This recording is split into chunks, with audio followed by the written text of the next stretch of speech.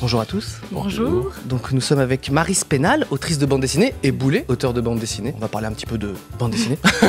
Vous connaissez le générique de l'émission? Non. Oui, non, ok. Il y en a une il faut dire ton nom quand il y a un trou, c'est parti. Bienvenue dans 301 vues, l'émission qui parle d'Internet avec des invités exceptionnels. Aujourd'hui, nous avons l'honneur d'accueillir l'incroyable, Marie Spénal. ainsi que l'inimitable Boulet. Ah oui, c'est présenté par Cyprien. 301 vues, c'est maintenant. Qu'est-ce qui fait cette voix? J'ai l'impression que j'ai déjà entendu cette voix partout. Oui, c'est François, un comédien. C'est la voix du publicitaire motivé. Et, En direct ce soir. Et c'est aussi le narrateur dans l'épopée temporelle. Ah oui, il me semble bien, mais ouais. voilà. Cher auditeur, tu vas découvrir une aventure débordante de rebondissements. Faut que je vous montre un truc. Est-ce que vous avez vu ce truc-là? Bite This, qui est une marque de vêtements, donc cette nouvelle collection qui vient des États-Unis. Moi, je fais une collection de ces trucs-là, c'est-à-dire qu'aux États-Unis, tu en vois énormément. Il y avait comme ça une marque qui s'appelait Petite Bite, et ça marchait très très bien. Bah, j'ai surtout commandé le sweat. Tu l'as eu? Quand j'ai vu ça, je l'ai commandé instantanément. J'en fais gagner un aux internautes, tiens. Oh, une autre couleur, pas mal. Il faut laisser un commentaire sur la vidéo YouTube et s'abonner. Et vous mettez le commentaire suivant. J'aime la bande dessinée. Voilà. Et on va vous envoyer ça.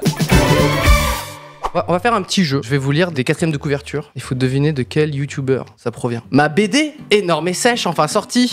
Thibaut InShape, Oh bien là sûr. là, le point est accordé à Marie Spénal. Qu'est-ce que c'est le sexe? Est-ce que ça a toujours... C'est Collab et Théo Grasset, Dirty Biology.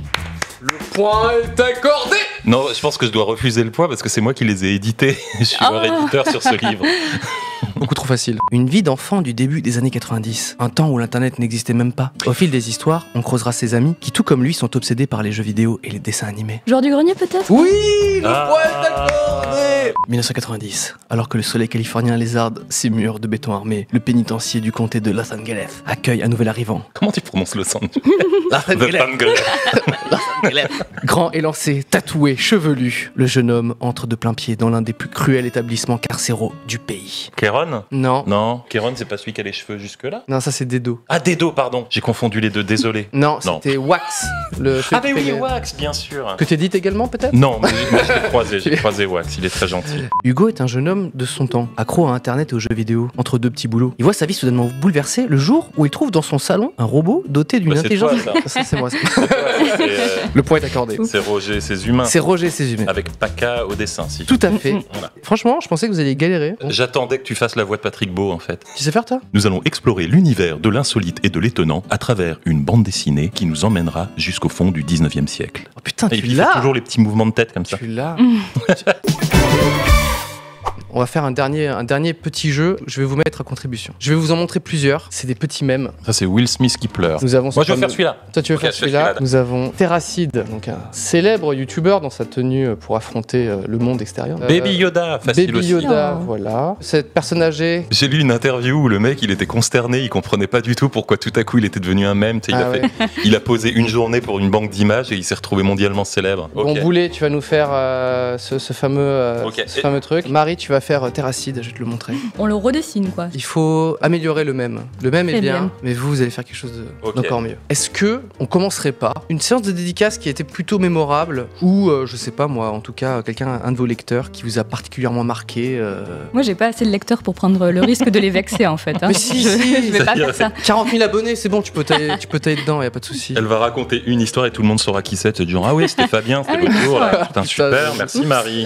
En fait, moi, quand je suis en dédicace, j'ai vraiment pas un public de bande dessinée, tu vois. Normalement, Ouais. c'est des vieux mecs habillés à l'arrache et tout. Moi, c'est juste des jeunes ça femmes clash. hyper... Ça clash.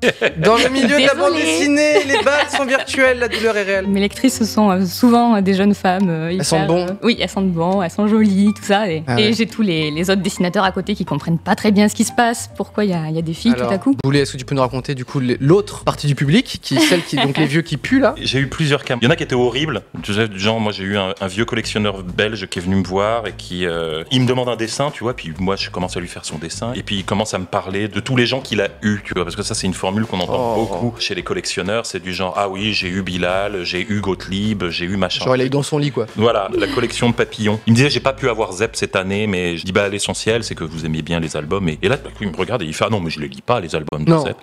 Et je lui dis, mais pourquoi vous faites la queue pour des dédicaces si vous lisez pas les albums? Et là, il me disait, non, mais j'achète l'album, mais c'est parce que je suis collectionneur. Et c'est-à-dire que je les lis pas, c'est des trucs pour enfants, je les lis pas, mais non. collectionneur. C'est comme vous, hein, vous c'est pour enfants, donc je vais pas le lire. Et moi j'étais là. What?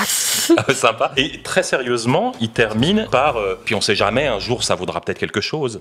Oh putain. Ah, tu vois, je suis tellement heureux de vous faire un dessin. Tu as dessiné une bite. Non, j'ai fait un truc bien pire. Je regrette un peu parce que ça. T'as dessiné Éric Zemmour. Non, j'ai colorié mon dessin. C'est-à-dire mon dessin, c'était un personnage qui avait une tenue noire et j'ai colorié avec un marqueur bien dégueulasse. C'est où j'ai appuyé bien fort et j'ai colorié le t-shirt et ça a traversé sur 4 pages en dessous. C'était un livre d'or. Je peux officiellement dire que j'ai ruiné un dessin de Moebius qui était en dessous. Et je m'en suis rendu compte après parce que je l'avais fait par pure vengeance. Pour me venger d'un Belge, j'ai abîmé un Moebius. J'avais déjà raconté, j'ai eu pas mal de mamans, de jeunes abonnés qui venaient pour une dédicace, qui étaient en mode cougar mais vénère quoi, hyper tactile. Genre le petit Cyprien il va venir chez nous ce soir et tout, tu vois. Avec les gamins, les ados qui étaient terrorisés, genre maman qu'est-ce que tu es en train de faire là? Mais vraiment je pense presque à chaque fois. C'est ça qui est fou en fait. Ah ouais, je te quel jure. succès. Nous avons même numéro 1. J'ai fait les deux à la fois. T'as fait les deux à la fois, t'as fait le baby Yoda. Tous les mêmes. Et je trouve que ce défi est vraiment très réussi. Marie, attention, elle a dessiné notre grande star d'internet, notre Terracide national. Il faut l'envoyer à Terracide quoi. Vous pouvez lui envoyer ça. Voilà, faites un screenshot de ça.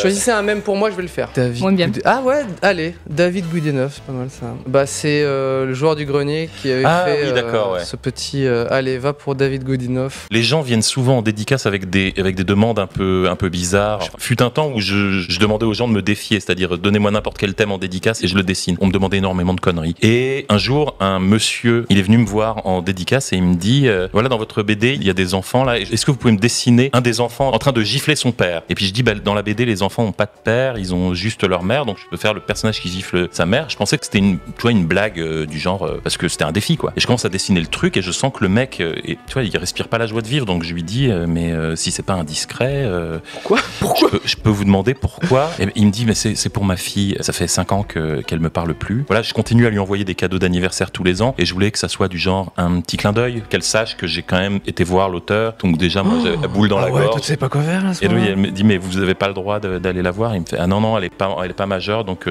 c'est sa mère qui a obtenu la garde complète, j'ai pas le droit de la voir. Je dis je suis vraiment désolé. Il fait oui elle est comme ça depuis que j'ai quitté sa mère pour une autre femme. Puis moi déjà bonne ambiance comme ça. Bah oui.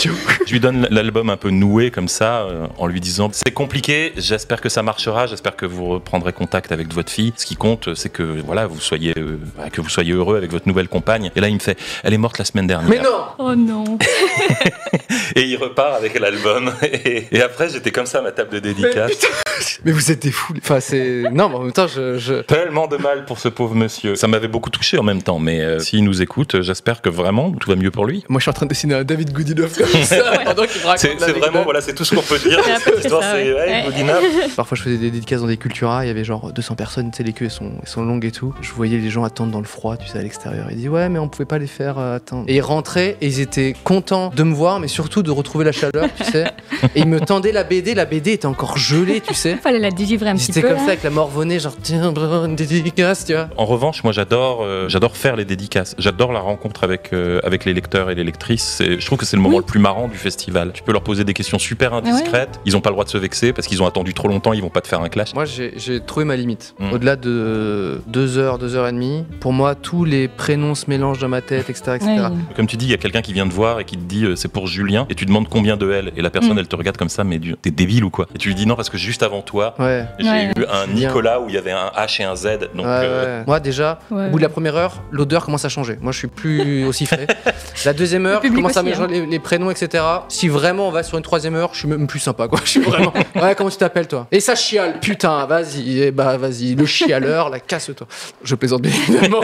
Moi ça m'est déjà arrivé que genre les gens me prennent en photo, mais comme ça, en souvenir quoi, un souvenir de la dédicace, t'es en train de dessiner et d'un coup t'as la photo. Le gars qui avait pris ma photo pour Wikipédia avait fait ça. pas. Il était venu me voir, il m'avait fait excusez-moi, je suis photographe pour Wikipédia. Et Mais non, il y a des photographes pour Wikipédia. Bah, justement, Ça doit être l'expression n'importe qui, du coup. m'avait fait marrer, donc je le regardais comme ça. Il a sorti son appareil, il a pris une photo. Je vais vous parler d'un truc. C'est ma toute première dédicace ever. Je sors ma bande dessinée Roger et ses humains, donc il y a 3 ans. J'annonce sur les réseaux sociaux, oui, je vais faire la première dédicace à la foire du livre à Bruxelles, etc., etc. Sauf que moi, je connaissais pas qu'au bout d'1 heure, j'allais puer la merde, au bout de 2 heures, j'allais tomber dans les pommes, etc. Tu vois. Et j'étais d'une fraîcheur. J'étais genre, ma première dédicace, j'étais trop content de rencontrer enfin le public. Et là, quand j'arrive, les gens me regardent comme ça, tu sais, l'organisation, genre, qu'est-ce qui se passe? Je fais, bah, je viens pour la dédicace et tout. Ils font, oui, ils sont plusieurs milliers dans le salon. J'ai fait, d'accord, c'est pas bien. Il fait, bah, ouais, ça va être compliqué. Et en fait, il y avait beaucoup trop de monde. Des gens qui ont traversé la France. Mais c'est un petit truc en plus. Pour me rencontrer. Ouais. Quelle idée! Tout le staff est en panique. Ils savent plus comment gérer ce truc-là. Ils comprennent qu'il va falloir faire beaucoup de dédicaces pour contenter les gens et tout. Et au bout de 2 heures, j'ai fait ce que je pouvais. Bonjour, ça va, etc., etc., etc. Mais c'était impossible de contenter tout le monde. Donc, il y a eu, pour ainsi dire, peut-être 2000 déçus. Moi, j'ai dû partir parce que j'étais en train de mourir, quoi. Et vraiment, les gens presque m'insultaient, genre, nous, on s'est déplacés, etc. Oh là là. Vous n'avez pas honte de partir maintenant, etc., etc. Et j'étais, mais terrorisé. J'avais les mains qui tremblaient parce que, tu sais, j'avais fait pendant 2-3 heures à fond. Et je voyais que la cadence, c'est vrai qu'elle reste hyper importante. Les gens, je faisais, salut, ça va? Oui, merci, c'est gentil, tiens, hop, je lui donnais. Et en fait, c'était un mauvais souvenir pour tout le monde. Je suis retourné presque aussitôt dans le Thalys pour rentrer sur Paris. Et là, je commençais à recevoir des mails et des messages. Bonjour, je suis journaliste pour truc de Belgique, je sais pas quoi. On aimerait parler avec vous du tollé, de la foire du livre. J'étais comme ça. Non, putain, hyper traumatisant pour moi. Je suis désolé, les gens qui sont venus à cet événement, ça a dû être très nul. Tu parles des dédicaces où il y a eu beaucoup de monde, mais quand on commence dans la BD, il y a toujours le moment, normalement que toi tu ne connaîtras pas parce que tu as un public différent, mais le moment où tu n'as personne. C'est-à-dire que moi, les pires dédicaces dont je me rappelle, c'est du genre une table en haut d'un escalator à la Fnac, où tu restes 4 heures et où seul le libraire te demande une dédicace. Ce qui est meilleur, c'est quand il y a une personne à succès juste à côté. Alors, Ouais, moi, quand ma première dédicace, c'était à côté de Bastien Vives. Et... toujours un plaisir. Moi, j'ai commencé à la fin des années 90 dans le magazine Cho, le magazine de Titeuf. Bien sûr. Donc mes premières dédicaces, c'était à côté de Zep. Oh putain. Donc Pardon, imagine qu'il fasse l'ambiance. Et donc t'avais Zep avec une file de 800 personnes devant lui, puis moi j'étais à côté, tu vois, comme ça, tout seul. Puis tu sais, quelquefois tu voyais un gamin qui venait et tu disais, ah ça y est, c'est pour moi, mon heure est arrivée. Le gamin il sortait un Titeuf et il te disait, vous pouvez la passer à Zep. Oh non. Ça m'est vraiment arrivé, quoi. Mais la pire que j'ai faite, c'était, alors je sais plus où, c'était en banlieue parisienne, dans un supermarché. Et ils nous avaient mis à côté des caisses. Et donc toute la journée, t'entendais pip, pip, putain. pip. Et il y avait un gars qui était super énervé qu'on soit là. C'était le gars qui conduisait la petite voiturette pour faire le ménage. Déjà, ça faisait un boucan monstre. Et puis lui, il pouvait pas finir tant qu'on était là. Et il nous a fait une manœuvre de western. C'est-à-dire que pendant qu'on dédicaçait, le mec, il nous regardait méchamment comme ça. Et il tournait autour de la table avec sa petite voiture. Il aurait pu vous pousser, tu sais, avec la petite. Mais limite, mais il l'a pas fait. Puis à un moment, c'est putain, je me suis levé pour aller aux toilettes. Et là, ils m'ont fouillé. Les toilettes étaient après la sortie du supermarché, donc on doit vous fouiller avant que vous sortiez pour vérifier que vous... Et donc tu te retrouves comme ça, alors que t'es là pour dédicacer, tu sais. Ouais. Et on avait dû avoir 3 personnes dans la journée. Vous avez déjà, Boulet, t'as fait des tomes qui se suivent, genre C'est quoi ta plus grande série déjà? Bah ça doit être Bolshoi Arena finalement. C'est la première fois que je fais une série en plusieurs tomes avec une seule grande histoire. Bolshoi Arena, donc c'est une série de SF que je suis en train de scénariser. C'est Hussein qui la dessine. Tout à fait. C'est un hasard complet, mais je l'ai là. Voilà. Ah, il y a un arc, ça va plaire aux gens. Les gens aiment bien les arcs. Oui. Moi, ce que j'aime bien faire, c'est les scénarios. Donc mes scénarios, en fait, Oh. ils sont déjà Très des scénarios, mais... Mes scénarios, ils ressemblent à ça. Là, tu nous as amené du coup le spectacle de Ken Kojandi qui a été édité en fait, c'est ça? Voilà. Et moi, j'ai fait des passages en BD dedans. Mais je sais plus. Truc de défoncer. C'est vrai que hors contexte, c'est pas mal aussi.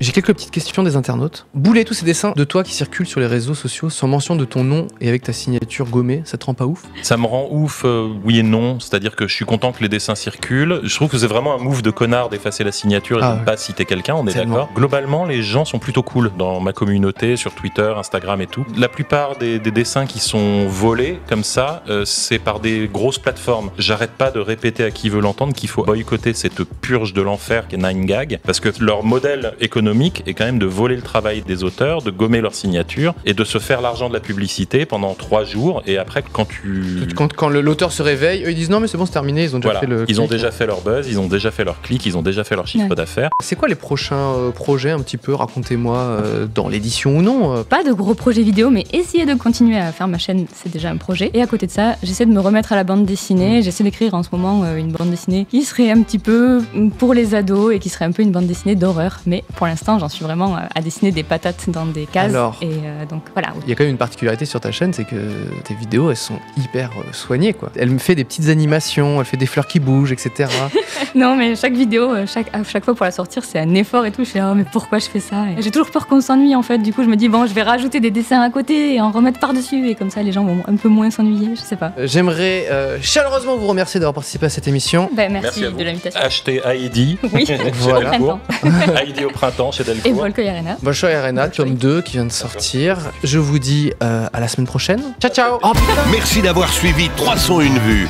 On se retrouve très vite avec de nouveaux invités et abonnez-vous.